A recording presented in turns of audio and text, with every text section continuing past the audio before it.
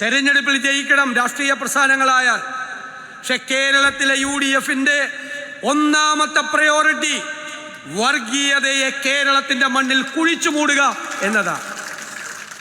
ഭൂരിപക്ഷ വർഗീയത പറഞ്ഞാലും ന്യൂനപക്ഷ വർഗീയത പറഞ്ഞാലും കേരളത്തിലെ UDF നട്ടെല്ല് നിവർത്തി നിന്നതിനെ ചോദ്യം ചെയ്യും.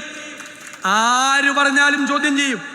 ആര് പറഞ്ഞാലും ഈ വർഗീയമായി കേരളത്തെ ഭിന്നിപ്പിച്ച് ഈ കേരളത്തെ തകർക്കാൻ UDF ഒരു കാരണവശാലും സമ്മതിക്കില്ല.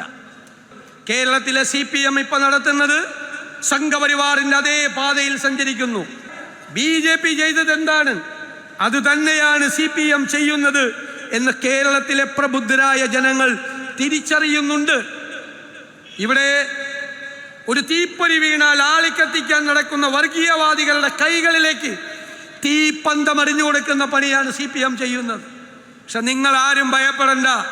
അവിടെയെല്ലാം കേരളത്തെ രക്ഷിക്കാൻ, വർഗീയതയെ പ്രതിരോധിക്കാൻ കേരളത്തിലെ ടീം UDF ഉണ്ടാകും, വിട്ടുവീഴ്ചയില്ലാതെ. തെരഞ്ഞെടുപ്പിൽ ജയിക്കാൻ വേണ്ടി അതിൽ വെള്ളം ചേർക്കില്ല, അതിൽ കോംപ്രമൈസ് ഇല്ല. വർഗീയത ആര് പറഞ്ഞാലും അവർക്കെതിരായി തെരഞ്ഞെടുപ്പ് കാലത്ത് പറഞ്ഞാലും അവരെ ചോദ്യം ചെയ്യും, ഒരു സംശയവും വേണ്ട. ടീം UDF അല്ലേ? ആ ടീം UDF ഒരു സംശയവും വേണ്ട 100-ലധികം സീറ്റുമായി കേരളത്തിൽ അധികാരത്തിലേക്ക് വന്ന് കേരളത്തെ രക്ഷിക്കുക തന്നെ ചെയ്യും.